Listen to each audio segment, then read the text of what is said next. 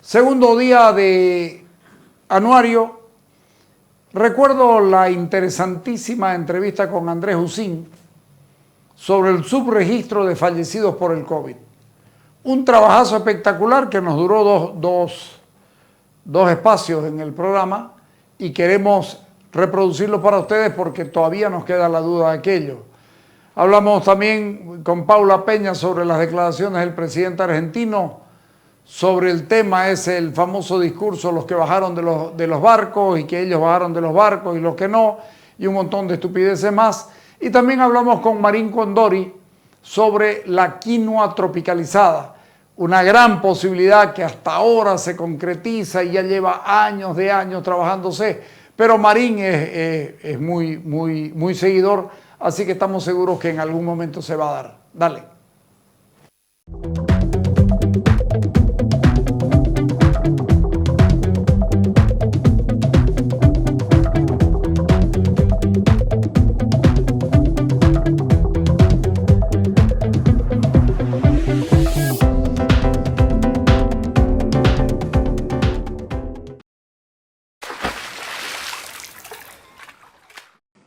Bien, voy a conversar con Andrés Usín, que es el jefe del Departamento de Investigación. Ahí está. Hola, viejo. Estamos brillantes. Carlos, un gusto de saludarlo. Estamos brillantes los dos. ¿Ah? Sí, hoy día hay que bajar la tonalidad de la luz para que ¿Cómo no estás? encantilemos a nadie. Carlos, nomás Andrés, te cuento que hay mucha expectativa por el trabajo que has hecho, que en realidad ya yo le cambié en base a la conversación que tuvimos, ya le cambié la idea de se esconden los decesos hay un subregistro de decesos, ¿es más correcto la palabra? Es más correcta, sí. Es un subregistro, es algo que no estamos viendo todavía, ¿no? Ajá.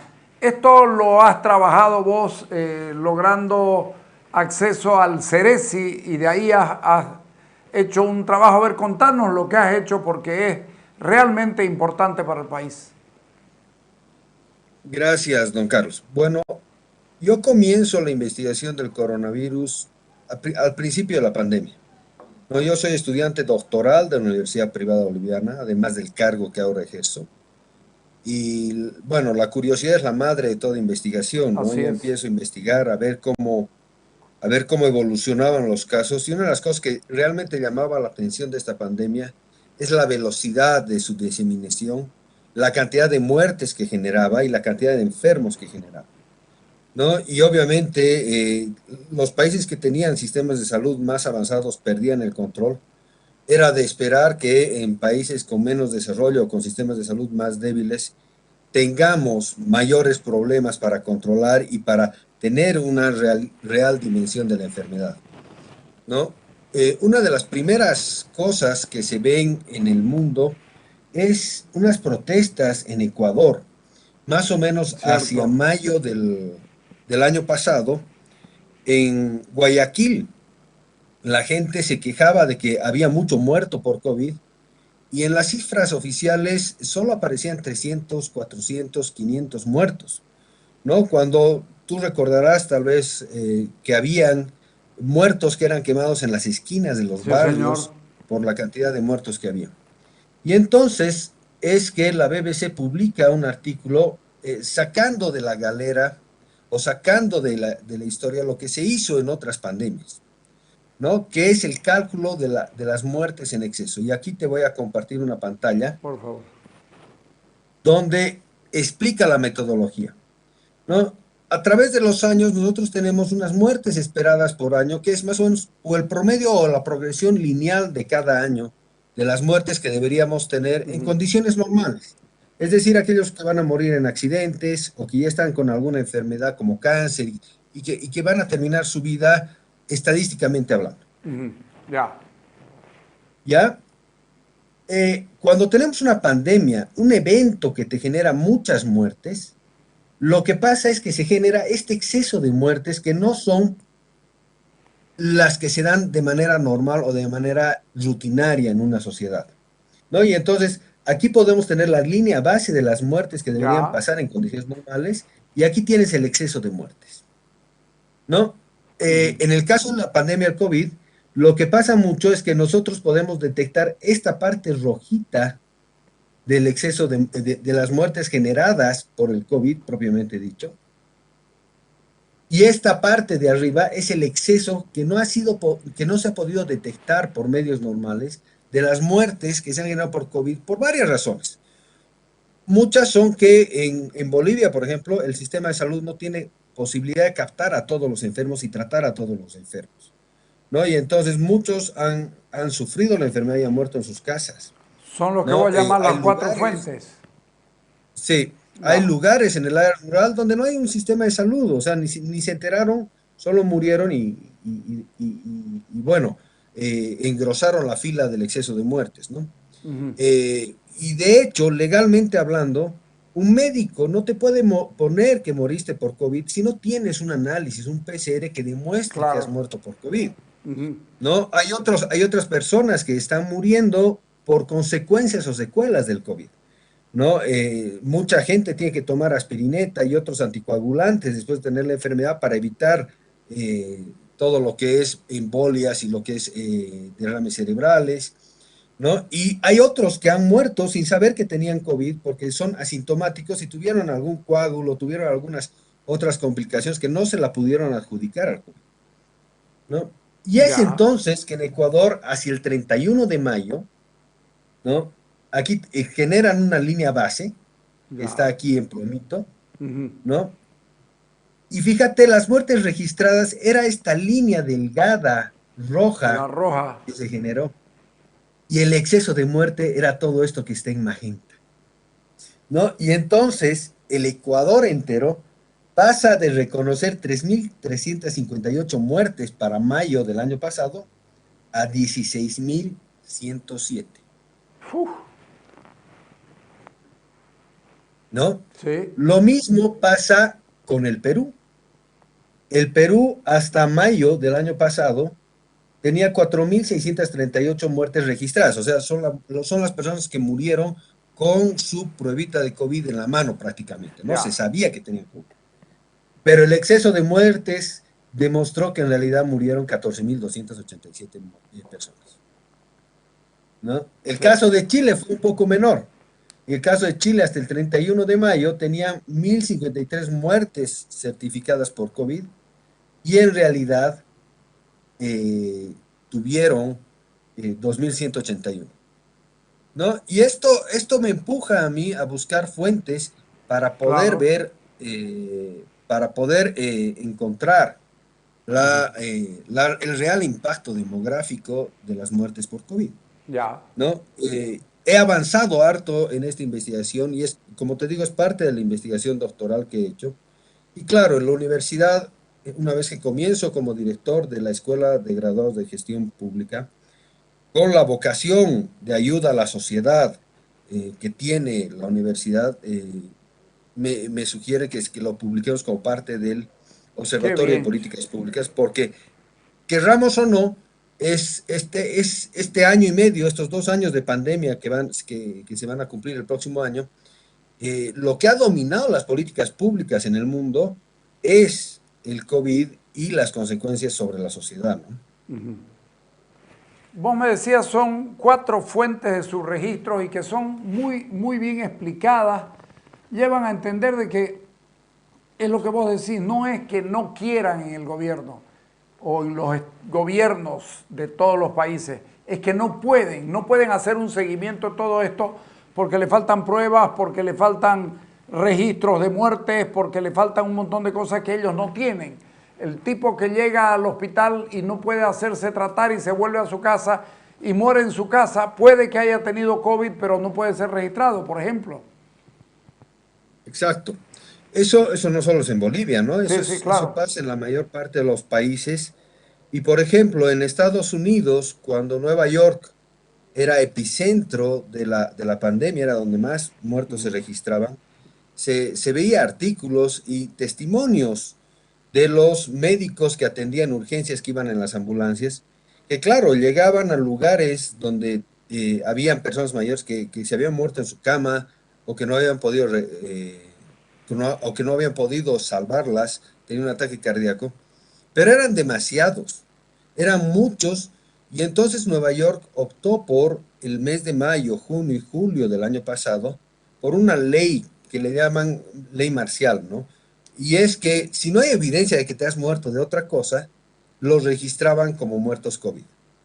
Y aún así, y aún así Nueva York calcula que tuvo entre un 5 y un 10% de subregistro Más. en las muertes de COVID. ¿Nos puede mostrar las cifras bolivianas y explicárnoslas porque es realmente, ahí uno se da cuenta, pero además tenían que morir tanto, murieron tantos y no hay diferencia y no hay una explicación, porque esto todo tiene que tener explicación cuando se estudia políticas públicas. Tiene que tener una explicación. ¿Por qué si tenían que morir? Si durante todos los años murieron de a 4.500 en promedio y después nos aparecen 15.000, entonces hay algo que es raro, hay algo que no está bien. Entonces eso es lo que quisiera que me lo explique. Ahí está. Se está viendo la pantalla, ¿no? Sí, señor, sí, se ve. Bueno, aquí tenemos una zona opaca, azulada y amarilla. Sí, Son las líneas bases calculadas. ya. La amarilla es la proyección en base al promedio de las muertes anteriores, Ujú, ¿sí? Y la azulita es en función de la proyección lineal de los años anteriores. ya. ¿Cuál es la diferencia? El problema con el promedio, que es lo que más se usa en el mundo, está bien si vamos a calcular, digamos, en base a los años 2014-2019 para el 2020. Pero esa proyección no es tan precisa para el 2021 porque se mantiene igual.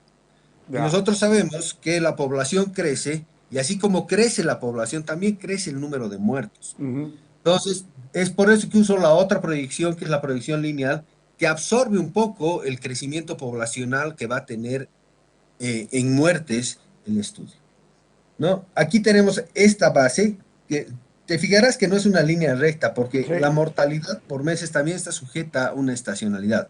Es decir, mueren muchas más personas en diciembre que en junio o en julio, ¿no?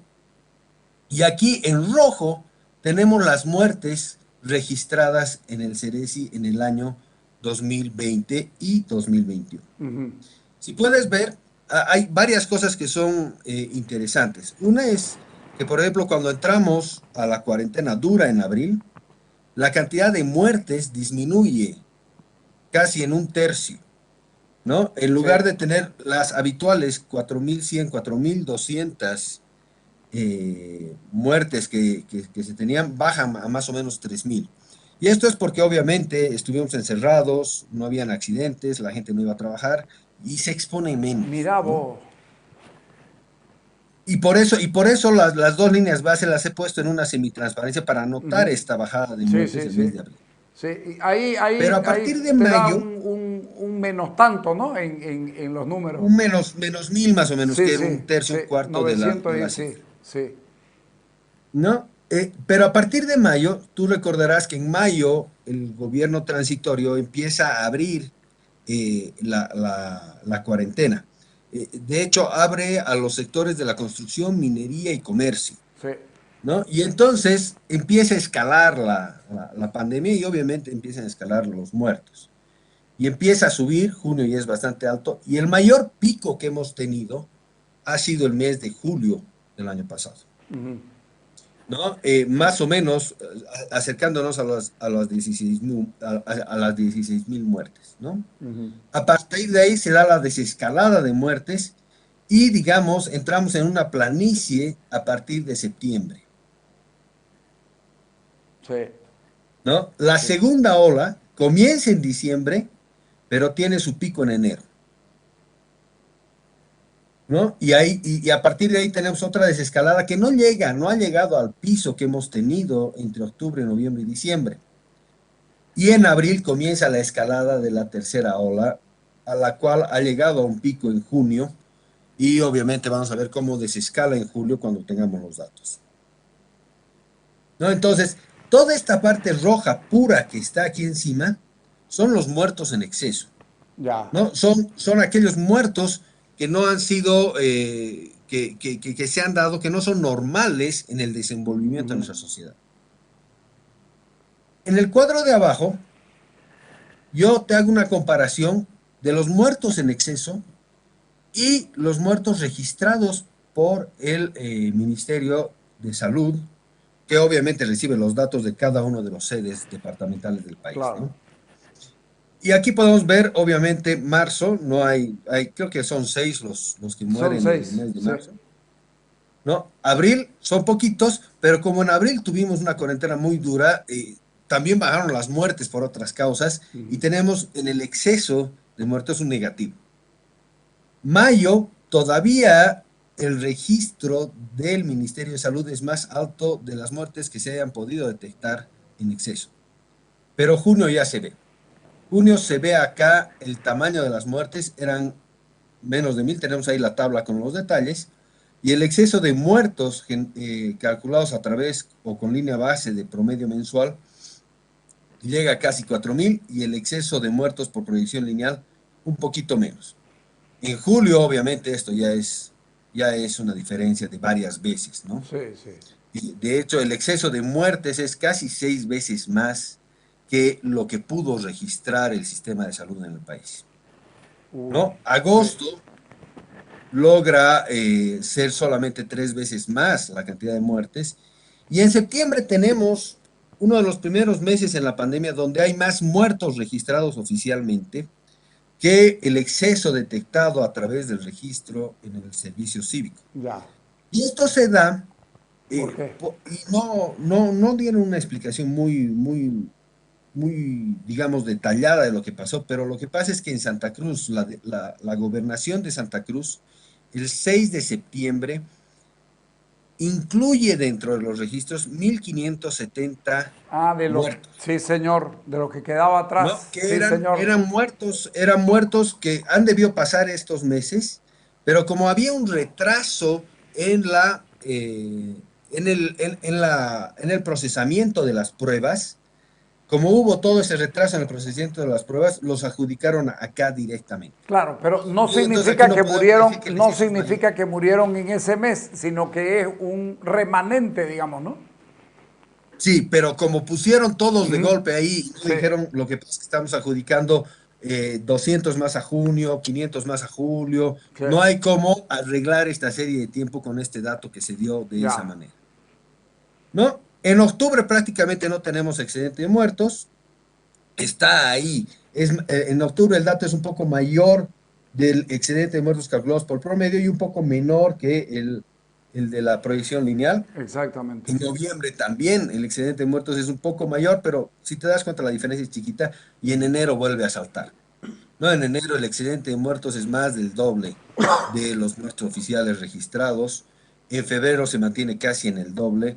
Y en marzo, abril es un poco menos, pero el excedente sigue siendo mayor, ¿no? Mayo se duplica porque es ya la escalada, la tercera ola. Sí, señor. Y en junio tenemos este número. Entonces, ¿qué se hace o qué se hizo, por ejemplo, en Perú para sincerar las cifras o para dar una idea más cabal al país y a la gente de lo que había pasado?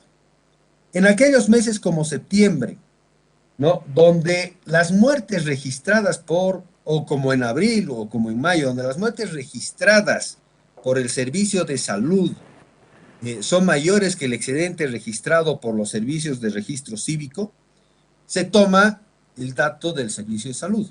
Ya. En los meses donde el excedente de muertos es mayor que el registro del servicio de salud, se toma el excedente de muertos, ¿no? Y es por eso que al construir esta tabla, lo que ponemos es estas dos columnas, que son Ujú, los muertos computables registrados oficialmente y excedente calculado en base al promedio por mes. ujú. Y si te das cuenta, en el mes de marzo, aquí aparece 6, porque es Seis. lo que se registró en el Ministerio de Salud. El Todavía 2020. no contábamos con una epidemia que esté disparando el excedente de muertos.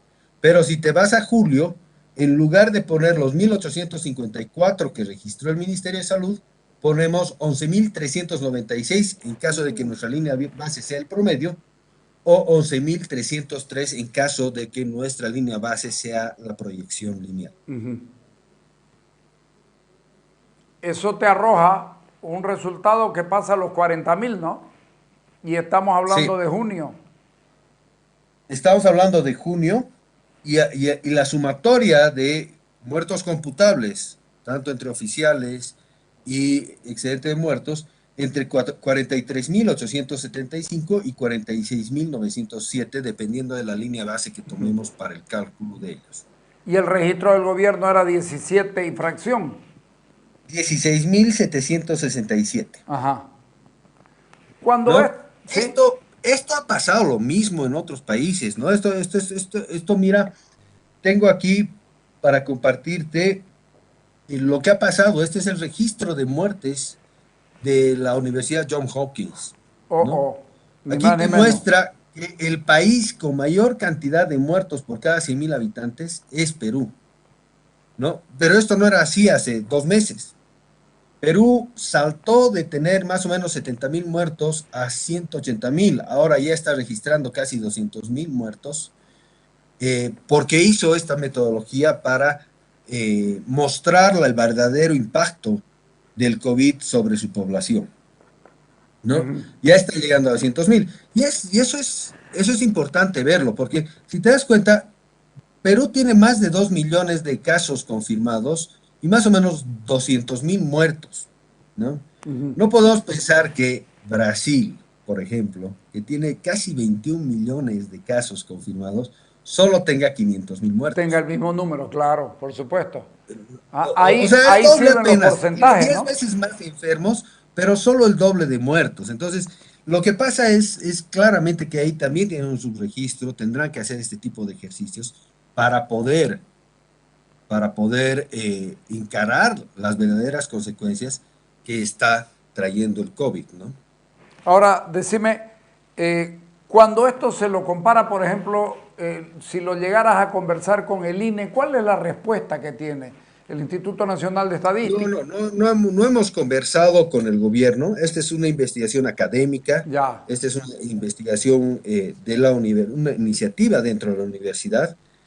No estamos en el plan de decirle al gobierno cómo hacer las cosas. ya, No, es decisión del gobierno. No te olvides que este proceso de la pandemia es un evento, es un fenómeno en curso, sí. ¿no? Muchos gobiernos en el mundo seguramente van a esperar a que se pase la pandemia para cerrar cifras, ¿no? De hecho, conforme he ido recabando datos del CERECI, estas cifras han ido cambiando. ¿Por qué? Porque, por ejemplo, en el área rural, sobre todo en las zonas más alejadas, trabajan con el registro de los fallecidos en libro y no meten al sistema hasta que el libro cierra. Entonces, por ejemplo, los datos Ah, que me dieron a junio de este año, cambiaban los datos que teníamos de agosto del año pasado porque llegaron libros del área rural. Entonces, el gobierno, la universidad tiene la obligación de contribuir con conocimiento me y parece que sí. mostrar cómo se están haciendo este tipo de estudios en otros países para que lo tomen en cuenta. La decisión de usar nuestra metodología o alguna otra, porque hay varias metodologías que se están usando en el mundo, es ya del gobierno, A ver, ¿no? Y como te digo, hay países que van a aplicar estudios haciendo un censo. Por ejemplo, a mí me da la impresión de que probablemente el censo sea una forma muy adecuada de calcular la cantidad real de muertos, porque no te olvides que incluso con los datos del CERECI podemos tener un subregistro fuerte, sobre todo en el área rural. cuando me decís que hay varios métodos, sin duda pueden haber varios métodos, pero hay una constatación. En ningún caso van a tirar para abajo el número, lamentablemente. Sí, lamentablemente no. En eso tienes razón, Carlos. Los números no van a bajar, más bien van a tender a subir. Y obviamente también van a tender a subir porque estamos en puertas de una probable cuarta ola, ¿no? Me decías que después lo vamos a hablar el tema de la cuarta ola, porque me parece interesante esto de cómo salta los protocolos, la cuarta ola que viene mucho más dura. Pero sigamos con esto. Cuando, ¿para qué le sirve al país hoy saber cuántos muertos tiene? Hoy, de acuerdo a lo, ya se sentó un amigo mío, me hizo una proyección y me dice, mira, este trabajo está bien hecho, entonces podemos estar bordeando los 50.000 muertos hoy en Bolivia por COVID. Pero no quiero especular, pero lo que te pregunto es, ¿por qué es más importante saberlo ahora que cuando pase la pandemia y saberlo entonces cuántos muertos tuvimos? ¿De qué sirve? Bueno, uno de los objetivos es que la gente vea la realidad, Ya, ¿no?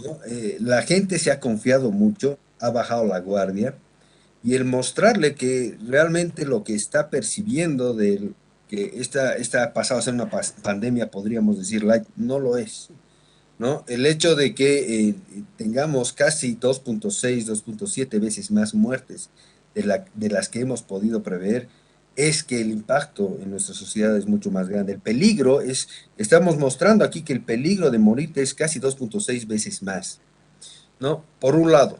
Por otro, nosotros vamos a empezar a publicar este ejercicio que he hecho a nivel nacional, a nivel departamental. ya. Y entonces, por ejemplo, el gobierno puede ver dónde el seguimiento epidemiológico está más débil. Porque va a haber, o sea, cuando tú tengas un seguimiento o hagas menos pruebas o puedas encontrar menos enfermos, obviamente el subregistro va a ser mayor.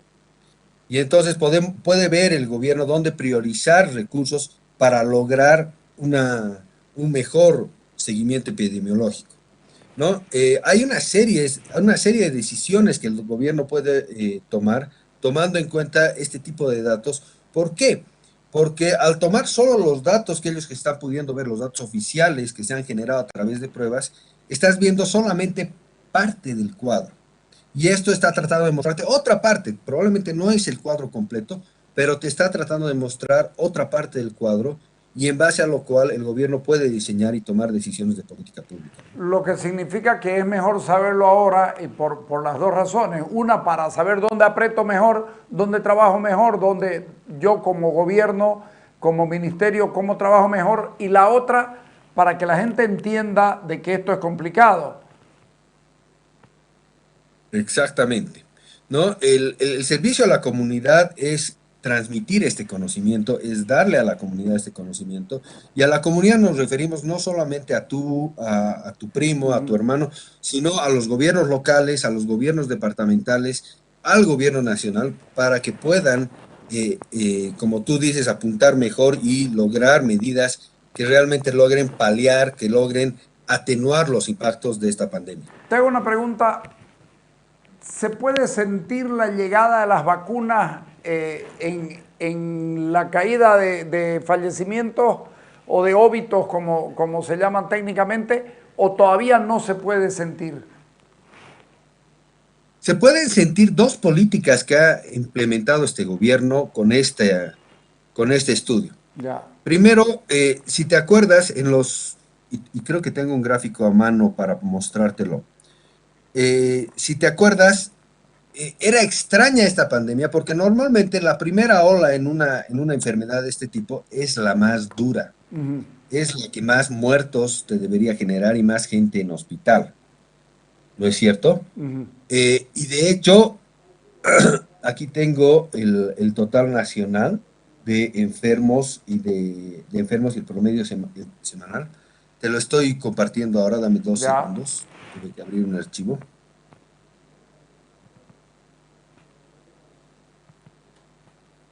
¿No? Estos ya. son los datos oficiales, los casos oficiales en azul y el promedio semanal en rojito. Y si te das cuenta, aquí parecería que cada vez vamos a una ola más y más dura, Sí. ¿no?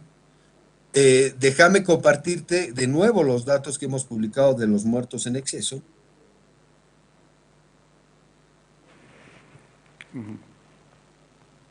Mira los muertos en exceso.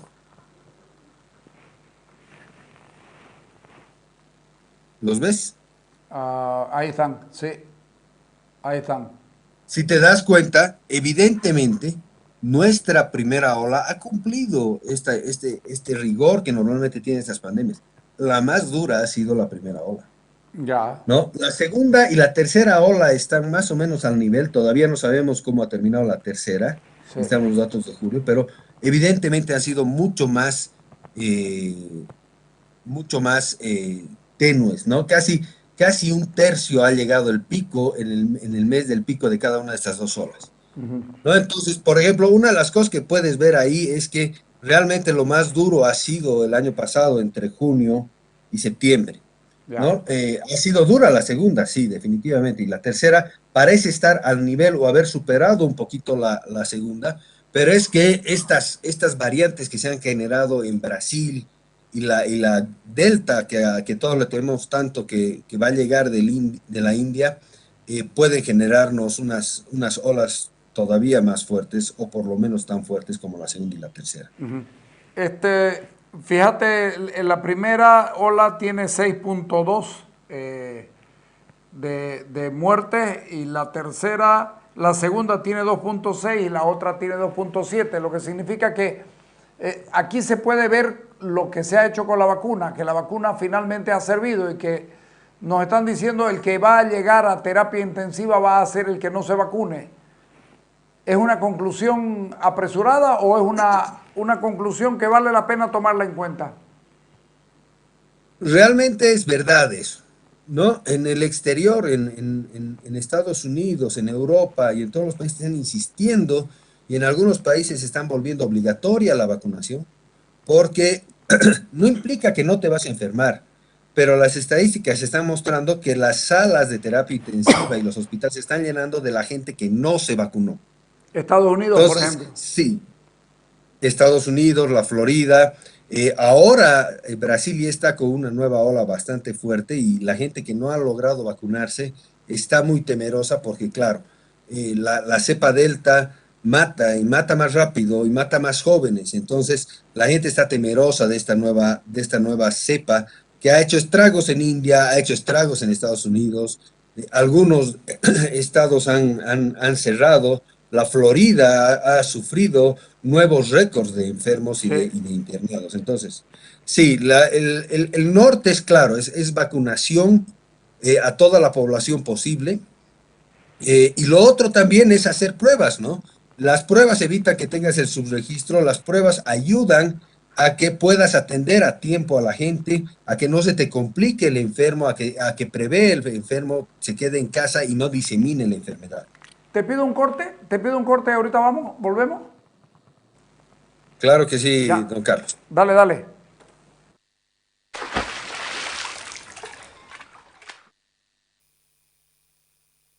Multicomex, despachante de aduanas, servicios aduaneros a nivel nacional de manera rápida, confiable y económica. En Multicomex nos encargamos de todas las operaciones referentes al comercio exterior, otorgando valor agregado a nuestros clientes. Tenéis que encontrarnos en la fanpage Agencia Multicomex, como también en el WhatsApp 615-52666. No lo pensés más.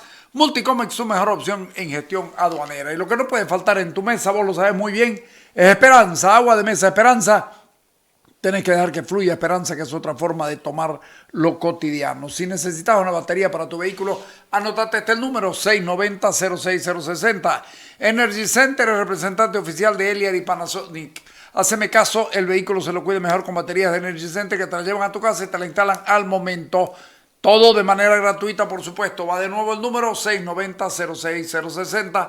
Se llama Energy Center. PBM te recuerda que aún estamos en crisis de salud y los expertos aconsejan no bajar la guardia. Para eso hay que subir la defensa de tu organismo con un potente complemento nutricional. Para eso está PBM, el complemento nutricional que contiene las proteínas, vitaminas, minerales y toda la energía que tu sistema inmunológico necesita. PBM para vos y para toda la familia diariamente.